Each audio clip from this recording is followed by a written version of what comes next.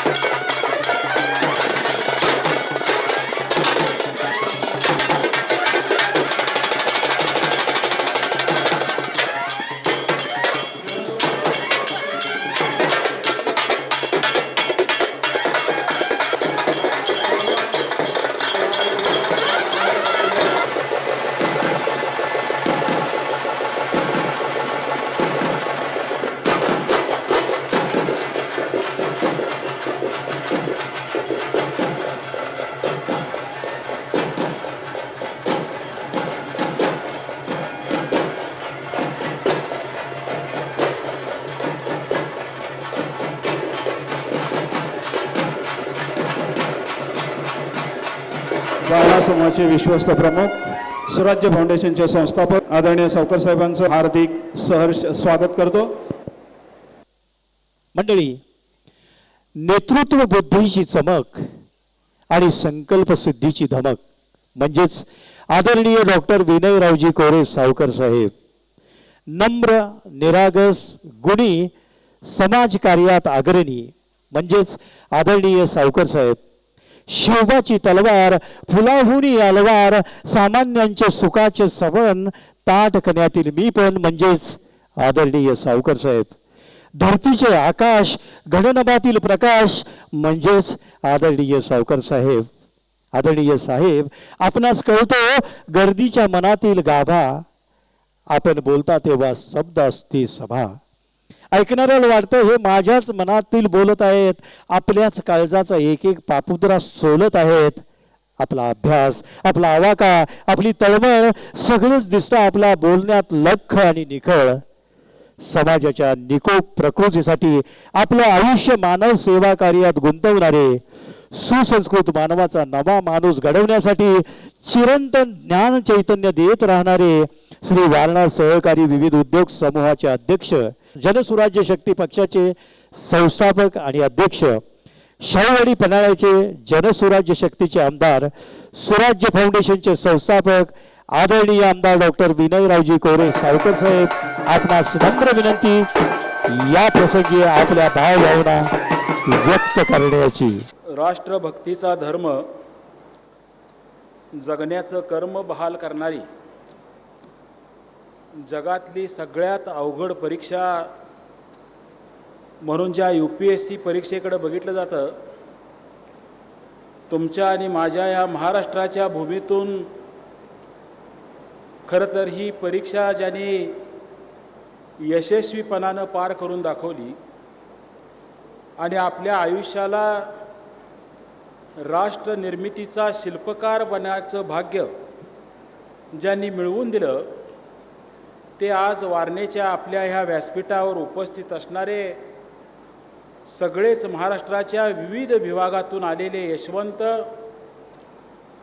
या सगळ्या यशवंतांच्या माध्यमातून आपल्यातल्या नव्या पिढीला एक नवी प्रेरणा देणारा हा कार्यक्रम यशस्वी करण्यासाठी या यशवंतांनी हे यश मिळवत असताना जे कष्ट केले, ज्या पद्धतीची तपश्चर्या केली, ज्या पद्धतीनं त्यांच्या आयुष्यामध्ये अनेक प्रश्न निर्माण झाले, त्याच्यावर मात केली आणि हे यश मिळवून दाखवलं, त्या सगळ्यांना मनापासून शुभेच्छा देण्यासाठी, त्यांच्याकडून प्रेरणा घेण्यासाठी म्हणून या कार्यक्रमामध्ये उपस्थित राहिलेले वारणा आणि जनसुराज्य परिवाराचे सगळेच या ठिकाणी उपस्थित असणारे वडीलधारे कार्यकर्ते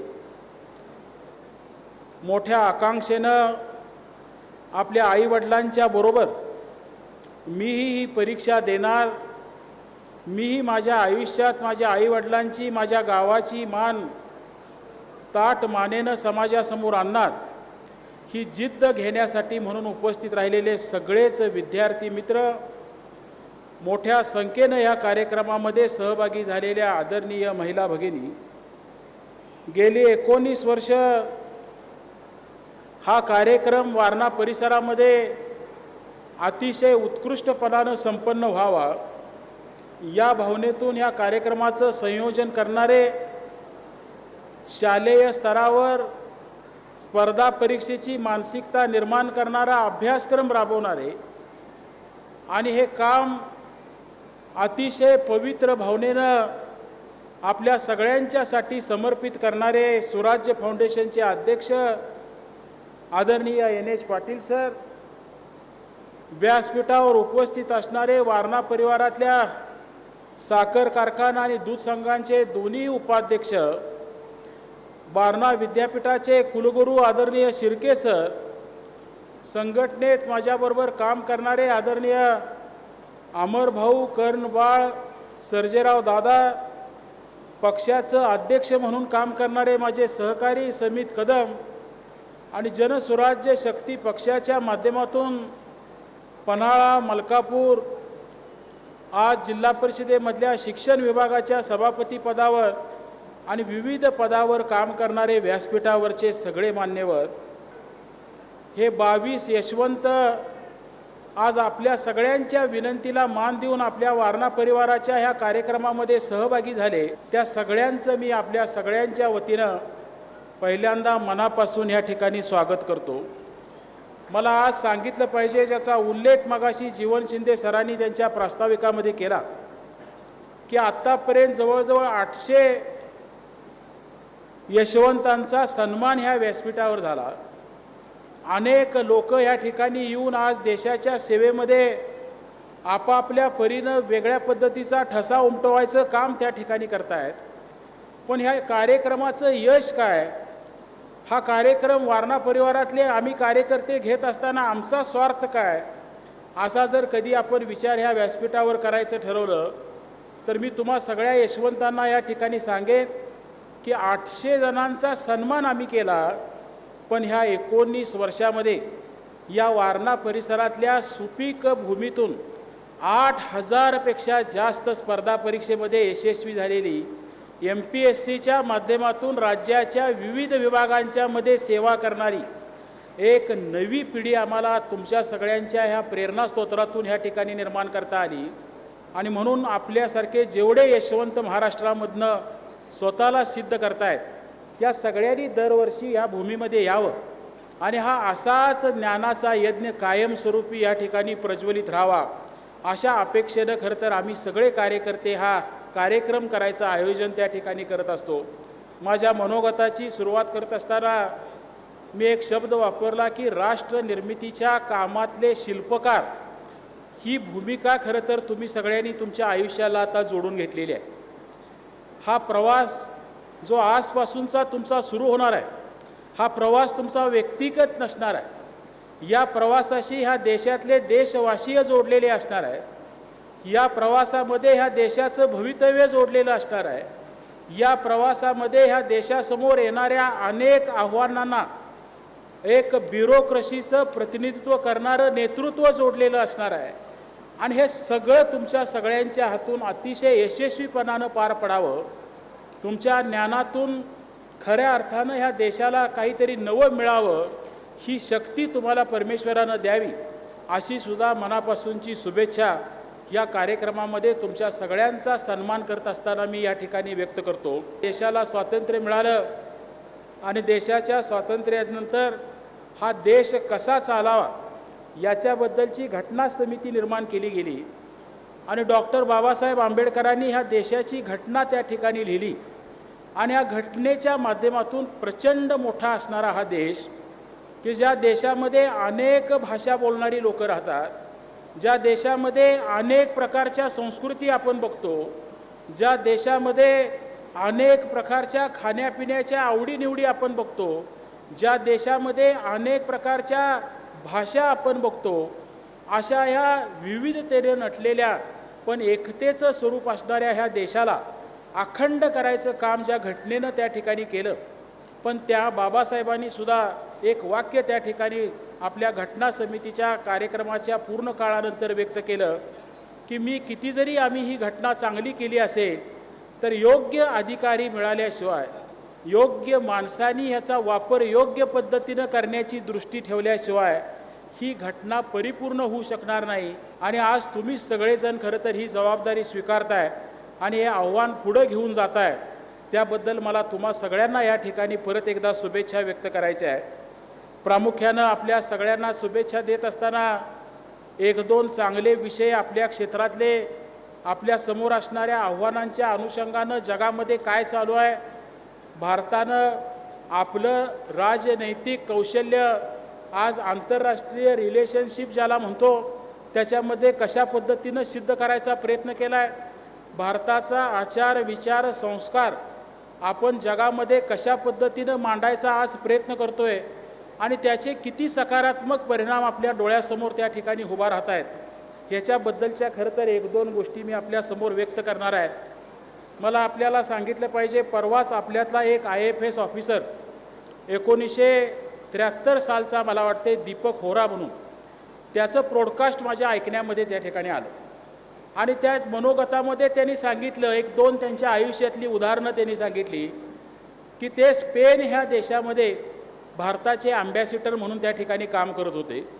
स्पेनमधला एक मुलगा मुंबईला फिरायला आला होता आणि मुंबईमध्ये त्याचा ॲक्सिडेंट झाला आणि त्याला दवाखान्यात ॲडमिट केलं.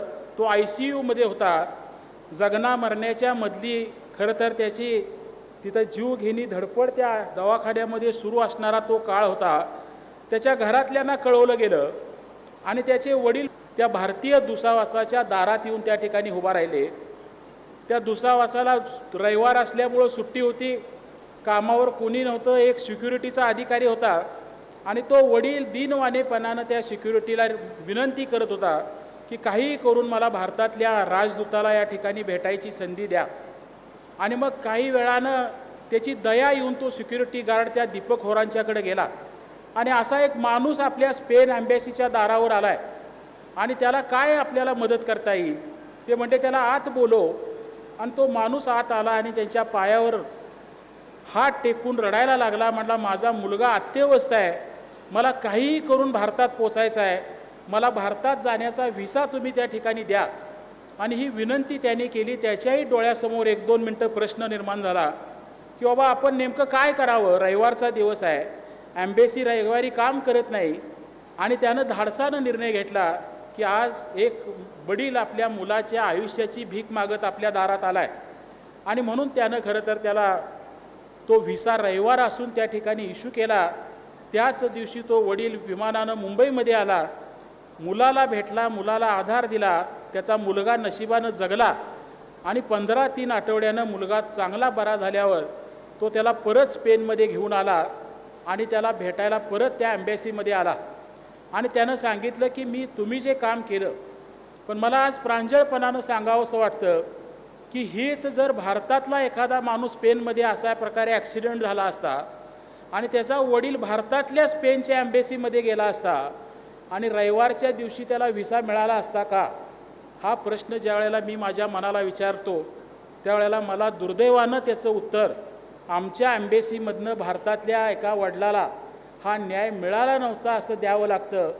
आज भारतानं भारताची संस्कृती किंवा भारताचं जे मानवतावादी दृष्टिकोनातलं वेगळंपण आहे, आपण सगळ्या जगातल्या लोकांच्या चांगल्यासाठी प्रार्थना करण्याचा जो विचार घेऊन जगापुढं वाटचाल करतोय, त्याचं उदाहरण या देशाच्या एका डिप्लोमॅटच्या कृतीतून कसं दाखवू शकतो, असं एक उदाहरण प्रामुख्यानं त्याच्या सर्व्हिसमधलं उदाहरण म्हणून त्या ठिकाणी मांडलं.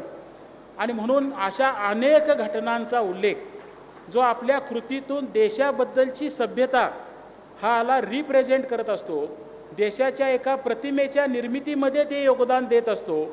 आणि म्हणून अशा अनेक गोष्टी तुमच्या सगळ्यांच्या आयुष्यात उद्याच्या कार्यकाळात येतील, त्या आपल्या सगळ्यांच्याकडून यशस्वी व्हाव्या, त्या दृष्टिकोनातून तुमचीही वाटचाल त्या ठिकाणी चालावी अशी अपेक्षा मी या ठिकाणी करतोय.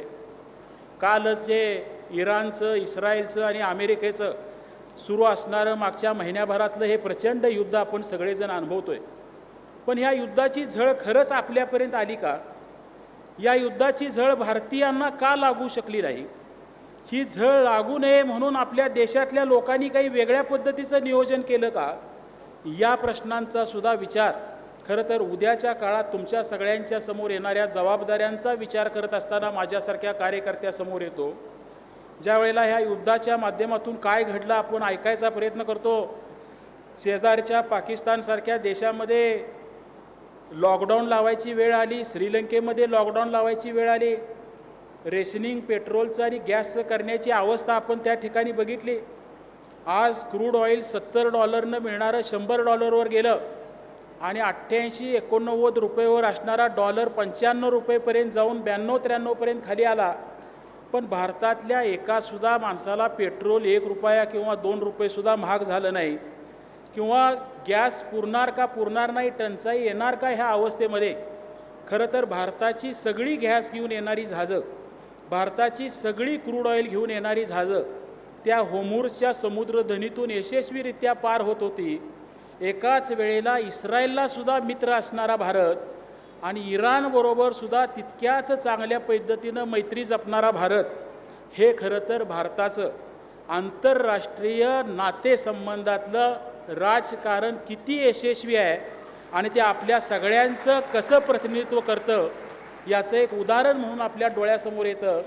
मला वाटतं ह्या छोट्या छोट्या गोष्टी तुम्हाला उद्या एखाद्या जिल्ह्याच्या बाबतीत, एखाद्या राज्याच्या, एखाद्या विभागाच्या जबाबदारीच्या बाबतीत काम करत असतानासुद्धा तुमच्या आयुष्यात त्या निमित्तानं समोर येणार आहे. आणि म्हणून या सगळ्या दृष्टीनं देशाला आज विश्वगुरू करणं ही जी काही आपली संकल्पना आहे, सगळ्यात मोठ्या अर्थव्यवस्थेला घेऊन प्रगती करणारा देश म्हणून भारताचा जो एक अभिमान पूर्ण करायचं काम जे ह्या पिढीत आपण सगळे कार्यकर्ते करतो आहे, त्यामध्ये आपल्या सगळ्यांचं हे योगदान अतिशय प्रभावीपणे त्या ठिकाणी मांडलं जावं, यावं अशी अपेक्षासुद्धा आपल्या सगळ्यांच्याकडून करतो. आणि आमच्या ह्या सगळ्या नव्या पिढीला प्रेरणा देण्यासाठी तुम्ही आलात, त्याबद्दल पुन्हा एकदा तुमच्या सगळ्यांचं स्वागत करतो आणि माझं मनोगत संपवतो. धन्यवाद आदरणीय साहेब.